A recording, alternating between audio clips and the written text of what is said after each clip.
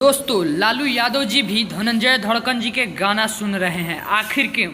देखिए, लालू यादव जी तो सुने ही, साथ साथ धनंजय धड़कन जी के गाना सुनने में आ रहा है कि नरेंद्र मोदी जी भी सुन रहे हैं। तो ये कहीं ना कहीं दोस्तों एक आखिर है क्या, आप लोग देखिए वीडियो के। आज कहियाल मिली जिनहिया के साथ चल सन है। दोस्तों सच में नरेंद्र मोदी जी धनंजय धड़कन के गाना सुन रहे हैं क्या? आज कहियाल मिली जिनहिया के साथ चल सन है।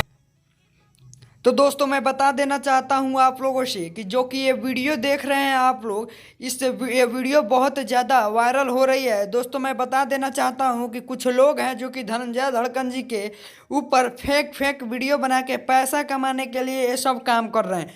तो दोस्तों मैं कहना चाहूँगा कि ऐसा कुछ नहीं है कि नरेंद्र मोदी जी धनंजय धड़कन जी के जो कि गाना वीडियो देखे हो, ऐसा कुछ नहीं है। दोस्तों ज़्यादा से ज़्यादा शेयर कीजिए और ऐसे अफवाह में आप लोग मत पड़िए।